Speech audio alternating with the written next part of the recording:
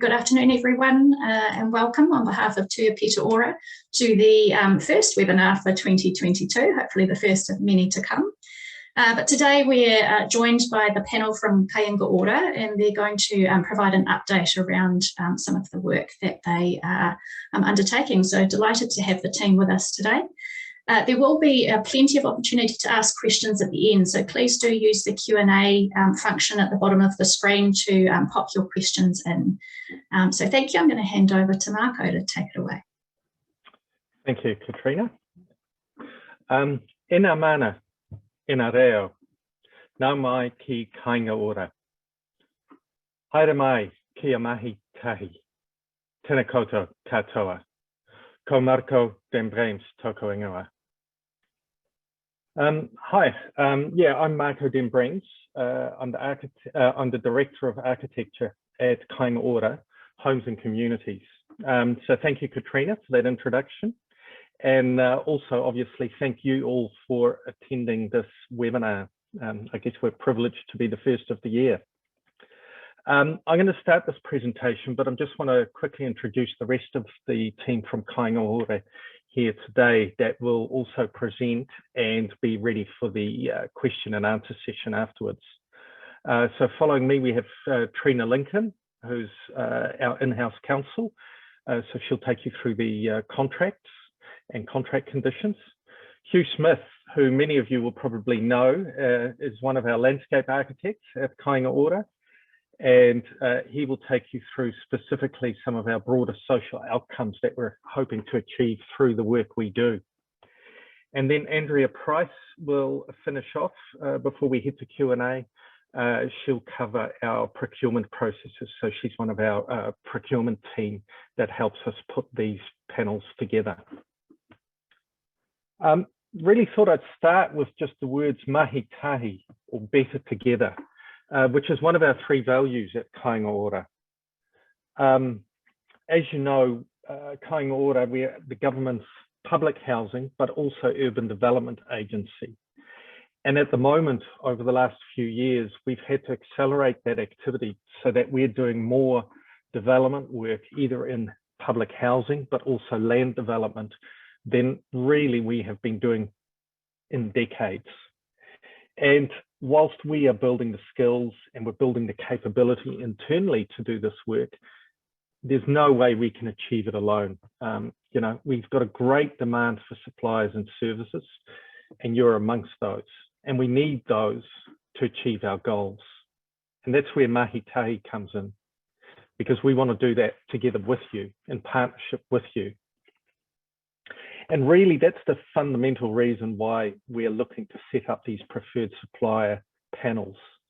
And in this case, obviously, with this audience, the landscape architects panels, which are part of the architects panel group. And we're looking to do this across the whole of Aotearoa. One thing we did a couple of months ago in December, just late last year, we've already on our website issued some preliminary information to market, which you may have seen. Some of the content that we're talking about today is in that video, and we'll provide you a link at the end of this presentation as well, that you can go back and look at that. But today is really about also having a conversation with you. So hence, as Katrina said, please post your questions, because we'll look forward to answering those at the end. If we find we get inundated and there are too many questions, that's fine too. We'll come back afterwards if we run out of time and still answer any questions that you've posed and submit them back through Katrina and the NZILA. I guess the first thing is, what's the challenge? Why are we doing this? And as you can see on this slide, we've now scaled up to where we're delivering well over 400 projects per year. And to do that, we've got a supply pool of, at the moment on our books, of over 600 suppliers. So you can imagine the scale and complexity in achieving that. You know, we're not like a development firm or a big public institution, you know, corrections or the likes, that might produce one or two big projects. We've got high volume in terms of transactions. So with that, obviously, we've had to establish a lot of internal teams, and we also need to establish a whole lot of external teams. So with that, keeping consistency, keeping quality has been really hard. And that's why that comment there, quality has been variable in what we've been able to achieve. And it's also hard to build long-lasting partnerships and relationships through that. And we think that's no good for us, because it's harder to deliver what we want to deliver and to deliver the quality we deliver. But it's also harder for you as consultants, because it ends up being more transactional in nature, and it's harder for you to understand what we need. And hence, if you understand what we really need and what we're trying to achieve, you'll be better able to provide that and provide better work as a result. So at the moment, we procure on a project by project basis from all of government consultancy panels. And as well as the quality and the discontinuity that provides, you can imagine how inefficient that is for you, having to tender on a project by project basis, but also for the sheer amount of administration and effort that we need to put in to be able to set up each transaction. So that's a key reason why we're looking to change the way we do this. This slide really talks to our building momentum overview. And if you haven't seen it yet, maybe have a look at our website as well, where you can find more information on this. It really is a strategic plan that we've established that allows us to work at scale and meet Kāinga Ora's overall objectives. We first shared this with industry in 2020, so it's just over a year old. And obviously, as time will go, we will update that. But really, it sets out our key plan, where we're focusing our efforts and our changes to make sure that we can do that delivery of quality at scale. So over the top of that, you see there's sort of three key areas that we're looking to work within to try and achieve those outcomes. And probably the first one is most relevant to this one. It's creating a shift in behaviours. And as we say there, towards trust, transparency, and genuine partnership. Because for us, we really strongly believe that if we work together with you, we can achieve those better outcomes, and we can do it over the scale of what we're trying to achieve. And that's one of the key things we mean with mahi tahi.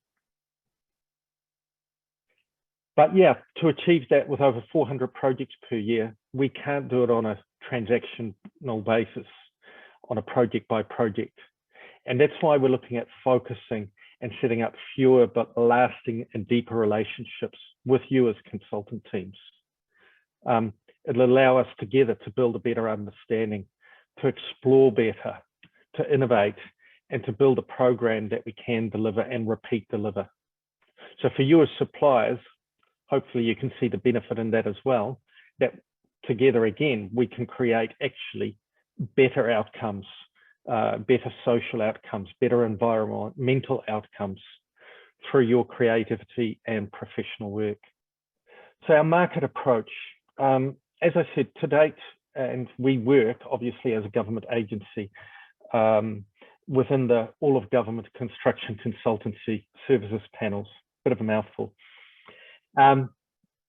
So if you aren't registered on this panel already as an organisation and wish to work with us, and in fact any government organisation, please make sure you do so and set yourself up to be registered on that panel, because it will be a prerequisite. And that really sets up the very basic compliance information that we need to be able to work with you. The key question here, though, is probably, and what I wanted to answer as part of this process as well, is coming from your end. Why? What's in it for you guys as consultants? The first one is, by actually having those deeper relationships, it does allow us to build a true partnership and therefore gain that benefit in the work we do. And that's our aim. Really, and one key move, obviously, that we will make as part of this is we've established within Kāinga Ora effectively a partnership panel, a partnership team We've already had them operating for a couple of years, 2-3 years, with our construction build partners. And what we're looking to expand that now is for those panels to start working with you as consultant teams. So they become one of the key interfaces with you and start to build that relationship. So that's one of our commitments we're making as part of this program. Secondly, obviously for you, if you're on that panel, once we go through this first phase, it should simplify tendering and contracting greatly for you on a project by project basis. And we'll talk a bit more, some of the others will talk a bit more about that. Also, we will establish pre-agreed conditions of contract and also partnering agreements. So you understand and we mutually understand what the expectations are and how we will work together. The third advantage we hope to gain out of it for you as consultants is more certainty of pipeline. You know, we're looking to region by region, select the number of consultants and scale of consultants that suits the amount of work we're doing in each of our regions. And I guess all put together, we see that as one of our key ways of delivering on our joint construction sector and government accord in the construction sector accord. So to just lead into a little bit into the overall framework, what we're doing is we're setting up a number of these consultancy panels. We'll be setting up 8 different groups of panels for different types of groupings of consultants. So the first one we went out to market on late last year and is closing, could be even today, I believe, is for engineers to contract who look after some of our site supervision and contract administration roles when we're on site. But really the next 2 groups that we're looking to go out to market with are the architects panel, which includes landscape architects, so yourselves, and also the urban design disciplines, and then building engineering services. So really all the main engineering services that are involved with vertical construction. Other panels for other consultancies will then follow later in the year, such as civil and the like. The other thing to note here is we've just highlighted that you know, we've got 3 major regions in Auckland, Northland, Central North Island and South Island, and then a number of 12 sub-regions below that. What Kāinga Ora in its structure has done is created what we've called a place-based structure. So a lot of our work and our infrastructure is not all centralized, it's all place-based in the regions and in the sub-regions within that. And that's really the objective there, is that we can be closer to our customers in what we deliver to them, but also closer to the communities in where we deliver, obviously as building owners, as urban developers, and as building developers. So we'll be looking to do the same wherever possible with our consultancy panels to allow regional opportunity rather than just centralized opportunity. So that will start to come out in our RFPs and once we start responses. And lastly, obviously, also, we do projects at a number of levels of complexities of scale. So if you imagine landscape architecture, you know, where our urban development teams and our urban planning teams are doing master plans of whole urban parts of Auckland or other major cities within New Zealand. But at the same time, we're doing developments where we are taking a tenant's house off a site and redeveloping it with 3 new houses. So it's quite small landscape work in that sense, but still important. We see that as vitally important. So what we're going to do is create opportunity and groupings within our RFPs for you to apply for both different complexity and geographical location options. And that's how we will consider them as well. So yeah, hopefully that gives you a bit of an overview of why and the highlights of how. I'm now going to hand over to Trina, who will take you through how we create our forms of contract and partnership agreements. Thanks, Trina. Thanks, Marco. Kia ora, everybody. So yeah, as Marco said, I think this is just such a really exciting opportunity. It's a really different way for Kāinga Ora and any government agency really to engage with consultants and the people we need to be able to meet the requirements that we have to do and to build, good quality homes for people to live in. So I'm going to talk about the contractual things. So Andrew, just want to go to the next slide, which is all very dull and boring, I know, but when the package comes out, there are a lot of documents. They're not as scary as they may look at first. So what will happen is the successful people will be engaged on what's called a partnership agreement. So if you think of that like an umbrella agreement, and sitting in that is going to be a whole lot of things. So there's going to be a commercial part, and that's where for example, that would include the key people that you've said are going to work on our projects, all of that sort of stuff. That's commercial part. It's then got quite a large section on how we're going to contract with you on a day-to-day basis. It has some expectations that we have of you as one of our partners, and it has some clear statements about what we shall do as one of your partners as well. It obviously has got all the usual kind of checks and balances that lawyers love, like how we resolve problems and how you get paid and all that sort of thing. So that all sits there. One of the really exciting opportunities for this is around the broader social outcomes, which she's going to talk about. Anything that's kind of been agreed will all be picked up in that as well. So if you think of that as that's the big document, on a day-to-day level, sitting under that is going to be our form of CCC, which is a document that we negotiated with industry, probably a year ago now, which some of you, most of you should be familiar with. So that's just our amendments to the standard form of CCC. It's pretty balanced. There's a couple of things that we have which are different to the all of government one, and they're for a good reason in terms of our tenants and intellectual property and stuff like that. So I won't bore you with those details today. You're then going to have some, for this thing, there will be a standard scope, and that's going to be broken down really clearly into the various stages of the design development. So if you think the resource consent and going through, that's so that everyone's really clear. Now, our big goal is that would kind of become essentially a shopping list that our teams can go through and go, yeah, we need this person to do this, this, and this. So I can understand at the moment it's quite frustrating for you guys at times because you will get different quality of scopes depending who it is that's reaching out to you. On a day-to-day basis, so that all kind of sits off to one side, is what it is.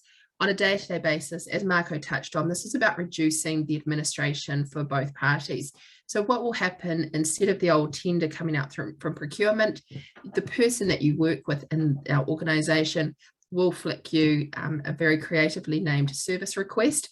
So that's a really simple document going, hey, we need some support on this project, starting here, doing this, these 3 parts of it, but not all 5 parts of the scope. Can you come back and confirm that you're available, you can meet the program, your key people are the same, the cost, what the cost is based on the pre-agreed fees, etc. That comes in, and then our aim is within a couple of days, providing that's all really straightforward, you'll then get another piece of paper which is going to be called a service order, and that will be saying, hey, yep, we're here you go, here's your contract, and you crack on through. So what you're not having to do is review a contract each time. These are going to be 2 to 3 page documents that come out and go between us, and again, we're always trying to find ways to automate it. Yeah, so that's kind of all the tedious legal stuff, but I'm sticking around, so if there's questions we can cover those at the end. Introducing board outcomes, that's me. Kia ora koutou, ko Hugh Smith toka ingoa. Hi everyone, my name is Hugh Smith and I'm a senior landscape architect at Kāinga Ora. Today I'll be touching on pāhara keke, broader outcomes, and also describing what we expect from our landscape architect consultants. So pāhara keke is an area that is extremely important to us. When we talk about them, we are talking about our 4 pō or pillars. We want to consider and provide for Māori interests, empower thriving communities, boost workforce development and employment opportunities, and be a leader in environmental sustainability. The priority of each pō varies depending on the community we are working in and the type of work we are doing. To give you an example of this, if we are working on a project within a community which has a stream running through it, for example, how can we engage with that local community to leverage that asset under each of the pō or pillars? For more information on this, we'll be attaching our how to get your social and sustainable procurement plan to the RFP, so you can read and digest and understand this further. So the next part, what I'm talking about, is about you as a preferred landscape architect consultant for Kāinga Ora. Your role as a landscape architect is super important in our developments. As urban intensification continues, outdoor spaces has to be designed to allow for communities and ecologies to thrive. People are intrinsically linked to the landscape, so we need to provide the resources for people to connect with the land.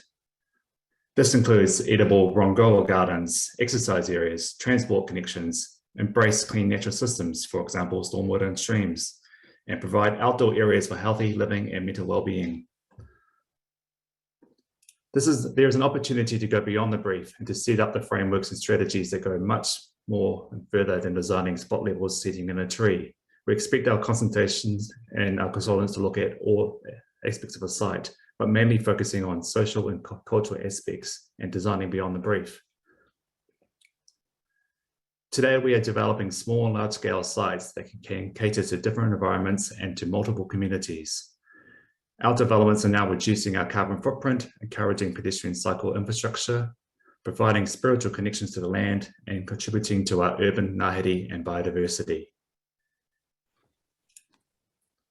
Building trusting, well-connected relationships with our customers, communities, and stakeholders is critical to delivering high-quality housing and urban areas that enable thriving, cohesive, and sustainable communities. We want to be engaging with landscape architect consultants who provide a broader outcome methodology on day one. We expect to see our landscape architect consultants go beyond the brief and deliver exceptional sustainable developments that can evolve with thriving communities and ecologies. So no pressure at all, but many of these aspects are what you guys are already doing anyway. So it's kind of becomes natural, doesn't it? But yes, that's what we're expecting. So that's all from me. Ngā mihi, mā te wā. Kia ora, my name is Andrea Price, and as mentioned earlier, I'm part of our procurement team. I'm a senior procurement specialist for panels at Kāinga Ora, and I'm working on setting up these consultancy services panels across the board. So let's talk about procurement for architects, landscape architects, and urban design for this panel and this RFP moving forward. We have so far released an ETC, an engineer to contract panel, and we have got similar setup for this one for our procurement process, where we're appointing a number of suppliers, a number of individual suppliers in each region. And the reason for that is that we want to make sure we have the right number of suppliers on our panel, and we are trying to give everyone a piece of work. We'll have a schedule of prices which will be published with this. And this will assist us in creating a rate card.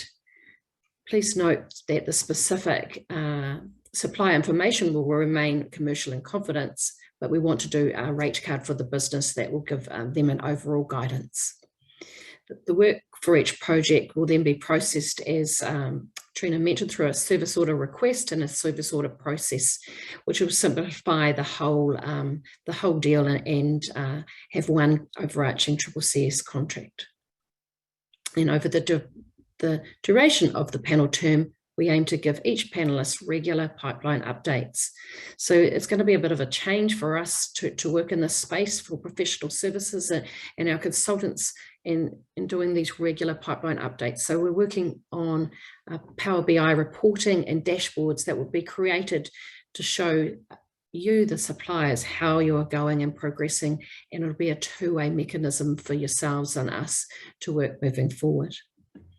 So the aim is to connect with our panelists frequently over the term of the contract, which, as you can see here, is 2 years +1 +1. We are also going to be putting in a performance management tool, and this will be introduced for consultancy services where suppliers may be removed due to poor performance or resource continually not being available for our panel work, or you're just no longer on the all of government construction consultancy service panel.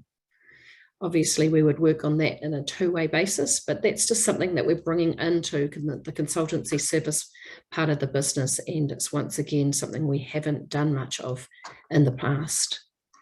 But please note, all suppliers must be a member of the All of Government Construction Consultancy Service panel. It's a precondition on all our panel requests for proposals. So we do want to make sure that you're on that list as a precondition. The timeline for this architects panel, which includes landscape architects and urban design, is we're looking to release in mid to late February, and we're due an advance notice out around mid-February to let everyone know that we're coming. We're looking to do 2 supplier briefs in early March, and they will be over 2 separate days, hoping we can actually engage everyone in the market to come along and hear more about where we've got to with this RFP and with this panel, and how we're going to go about putting it together. 1 week before the RFP closes, we will be with the last date for our supplier questions. So the RFP will be at this stage open for around 6 weeks, and around 5 of those will be open for questions, and tender closing in April. We hope to have respondents all notified of the outcome by May and starting the contracts late May, June 2022. So we've got a lot to do, but that's our timeline at this stage. As Marco mentioned earlier, we have put together a supplier webinar video, so do check that out. It's on our external website that under existing Kāinga Ora sourcing arrangements, and if you go into that, you will actually be able to see that we have various panels set up, and if you scroll down to construction consultancy service panels, you'll be able to see the information that we've put together there. And then at the bottom of that piece is important information. And there's a link there for the video. And underneath that is also a brochure and frequently asked questions that we've put together. And this is an overall supplier webinar to tell people what we're doing and why we're doing all of the panels that we're putting together. So this will tell you about some of our other plans coming up as well and moving forward over 2022. So that's me in a nutshell today. I will be giving this these updated slides in a PDF form to Katrina, and she can circulate them to you all, and that link for that those sourcing arrangements is in that PDF. So we hope that you go along and have a look at that with us and see what we've put together to try and give everyone we can enough information to say what we're doing and why we're going about this. So thank you for today, and I'll pass it back to Katrina for questions. Great, thanks so much, Marco, Trina, Hugh and Andrea for that excellent update. We have had one question come through, so just a reminder, fabulous opportunity to ask questions to our panel here, get all your questions answered now. But we do have one question that's come through already from Mike, which is around, I guess, scale of project, and particularly around if there are any projects that are going to be too large for the panel, and therefore might need to be part of a multidisciplinary approach or go to the market. No, thanks, Katrina. Thanks, Mike, for the question. Good question there. Yeah, look, we know with these panels, I guess we're setting ourselves an internal target that we're hoping to be able to procure 80%, you know, it's the old 80% rule with these panels. Now, how we approach something, but in saying that, we haven't said there isn't an upper limit, but it may be that within the panels, how we procure for a more complex project changes slightly, in the sense of at a small scale, you might get that we're just able to issue a work order to someone who is able to do the work and we know can do the work well.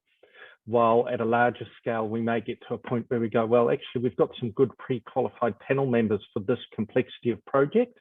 And actually, we're going out to you guys, to a smaller group of people who will then not need to go through all the pre-qualification because we've already got an agreement set up. So it's effectively then will come down to the project specifics. So yeah, hopefully that answers that question a bit, Mike. Great, thanks. And another question come through from Rajiv. How many consultants will be shortlisted to the Landscape Architects panel and the other consultants panels? I'll give it a go, but then I'll hand over to Andrea. She may expand a little bit.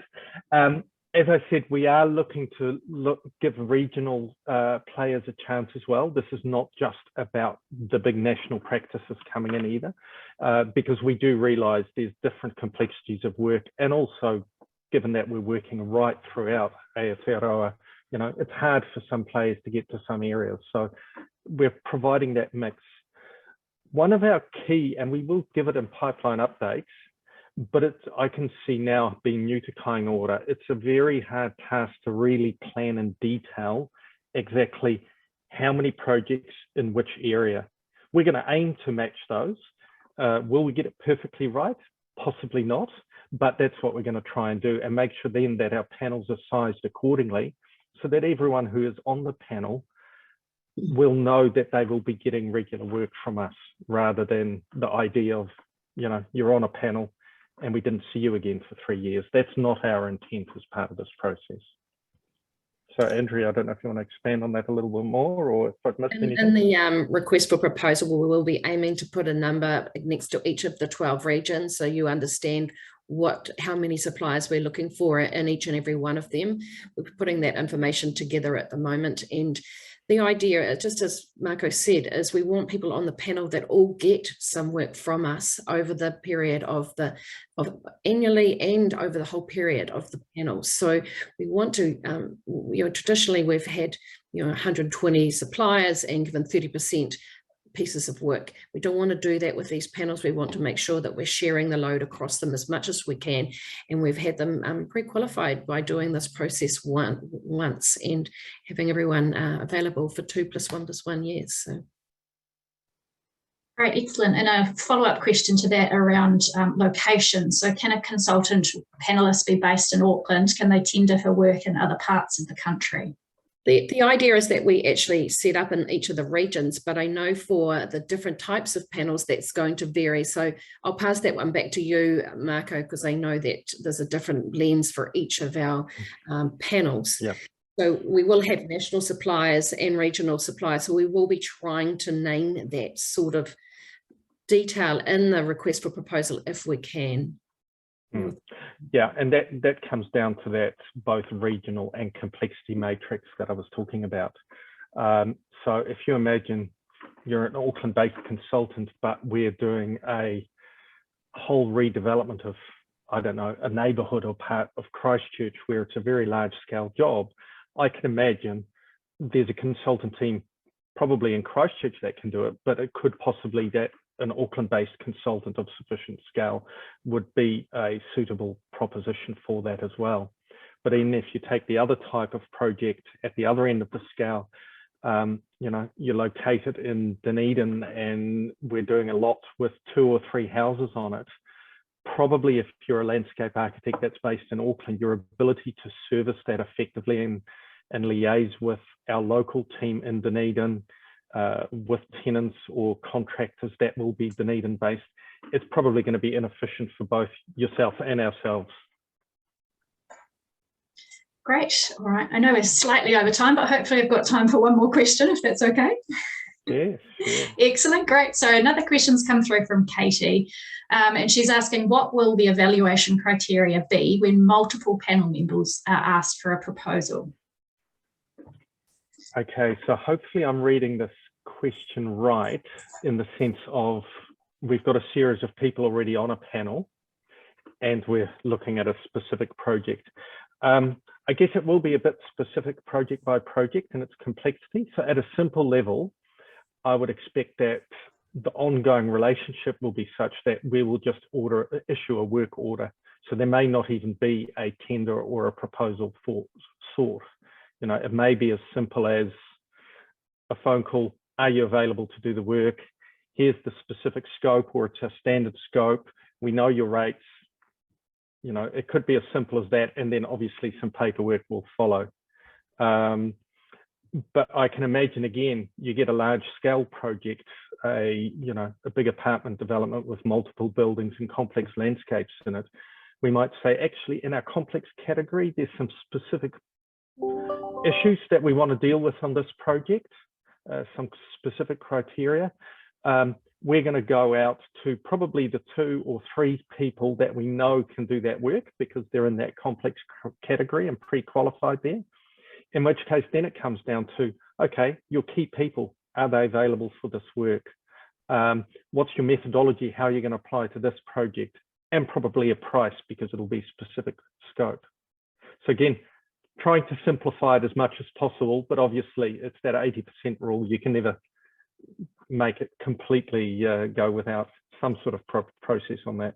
I don't know if any of the others, Trina or Andrea, want to add to that or correct me if I've got that wrong. No, I just add, yeah, it is intended, you know, as much of this does go through in a really seamless way, but there will be occasions where there is more of a tender type process happens. Yeah. Might be a and I think, sorry, Andrea, I think we all need to be really upfront about the fact that this is a really new way of working, and that's where Emma and her team are going to be great kind of conduits between people. And we need to be really upfront about the fact that within Kāinga Ora, there's lots and lots of people and lots of new faces, and just as, you know, you guys aren't always going to get it right, we're definitely not always going to get it right. So there will be some, you know, so that's why this feedback loop and these building of partnerships is going to be really critical. No, I think really good point, Trina. I mean, and that's, I sort of wanted to, it reminds me of one of the other 3 values of Kāinga Ora, which is whanaki and be bold. You know, by being bold, we feel like we can do that together better. And hence, you know, Hugh's discussion on, you know, the social outcomes to Pai Harakiki that we're trying to achieve. We know that to be bold, we will make mistakes, you know, but it's then learning from those together and improving on those. And just to talk about the RFP process to put these panels together, just to follow on from everyone else, is that it will be quality-based methodology and priced by acceptability and negotiation if need be. But that means that we'll be 100% on getting the right quality of suppliers on board through our capability track record, through our key personnel and skills, and through methodology capacity. So, yeah. That's us. Great. Sounds like exciting and challenging times ahead.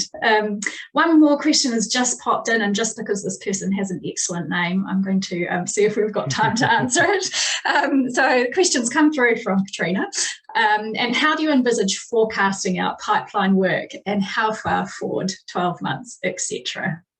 Currently, we forecast out 4 years. Well, actually, we forecast out further, but at the moment I'm using information 4 years out in some of the business, and then we're working on our Kāinga Ora image, which used to be separate businesses previously. So we're bringing everyone into the same fold. So the pipeline at the moment is going to be 12 months that we're looking at, but we're looking at improving that reporting through to Emma and Sean's team so that they can actually have forward pipelines in the different areas of the business and be more aware of what we're doing for consultancy services as well as our building area. At the moment, Building Momentum does have a pipeline for homes, and that is on our external website now, and it does get updated. And we've taken that and worked with formulas and square meterage and put some dollar values next to it for the different parts of the business for consultancy services support. So we've got some work to do there, but we're looking to get better at that and work on that as part of our reporting and connecting with suppliers and panelists. Fabulous. I think just to add to that, Katrina, is also just helping understanding of our consultant teams in our structure, because especially landscape architects will be dealing with a number of our internal business units within Kāinga Ora. So starting at sort of the planning scale, we've got our urban planning and design group, which really covers large scale master planning and that sort of work. So you can imagine that landscape architects quite often get involved with them. Then we've got an urban development and delivery team, which really focuses on our land development. So again, not much building, but all the below ground infrastructure, and obviously landscape architects will be involved in that work quite often as well.